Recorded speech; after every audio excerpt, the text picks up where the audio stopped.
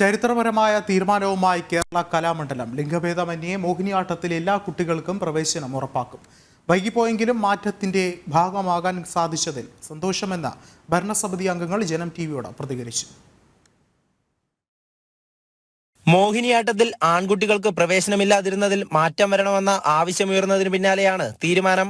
കലാരൂപങ്ങളിലെ ലിംഗവിവേചനം ചൂണ്ടിക്കാട്ടി ഇതിനോടകം തന്നെ പലരും മുന്നോട്ട് വന്നിരുന്നു. സത്യഭാമയുടെ വർണ്ണാധിക്ഷേപം ഉൾപ്പെടെ ചർച്ചയായപ്പോഴാണ് ഭരണസമിതി യോഗം ചേരാൻ തീരുമാനിച്ചത്. പുതിയ ഭരണസമിതി അംഗങ്ങളെ കൂടി ഉൾപ്പെടുത്തി ചേർന്ന ആദ്യ യോഗത്തിലാണ് തീരുമാനമുണ്ടായത്.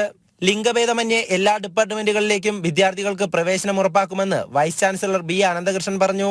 ഒരിക്കലും ജെൻഡർ ഒരു ക്രൈറ്റീരിയ ആയിട്ട് കാണാതെ എല്ലാ കോഴ്സുകളിലേക്കും കുട്ടികളെ അഡ്മിറ്റ് ചെയ്യാനാണ് ഇന്ന് തീരുമാനിച്ചിട്ടുള്ളത്.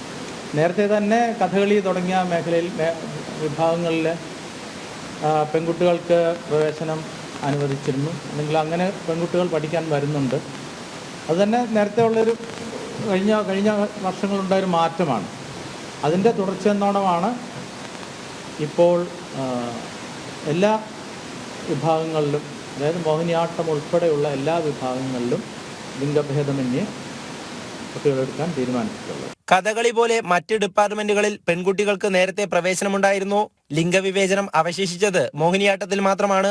വൈകിപ്പോയെങ്കിലും മാറ്റത്തിന്റെ ഭാഗമാകാൻ കഴിഞ്ഞതിൽ സന്തോഷമെന്ന് ഭരണസമിതി അംഗങ്ങളും പറഞ്ഞു. അല്പം വൈകിപ്പോയി എന്നുള്ളത് ഒരു തീർച്ചയായിട്ടുള്ള കാര്യമാണ്. പക്ഷെ എന്നാലും ഇത്രയും വർഷമായിട്ട് തുടർന്നു പോന്നിരുന്നത് പെട്ടെന്നുള്ളൊരു മാറ്റം, മാനസികമായിട്ട് മോഹിനിയാട്ടം എന്നുള്ളതിൽ ഒരു പക്ഷേ അങ്ങനെ ചിന്തിക്കാത്ത കൊണ്ട് ആയിരിക്കാം എന്ന് എനിക്ക് തോന്നുന്നു. ഏതിനും ഒരു നല്ലൊരു നിമിത്തമായി അത്. കൂടാതെ പുതിയ 3 കോഴ്സുകളും തുടങ്ങാൻ കലാമണ്ഡലം തീരുമാനമെടുത്തു. ഓരോ ഡിപ്പാർട്ട്മെന്റുകളിലേക്കും കുട്ടികളുടെ അഭിരുചിക്ക് അനുസരിച്ചാണ് അഡ്മിഷൻ നൽകുക. ജനം, തൃശൂർ.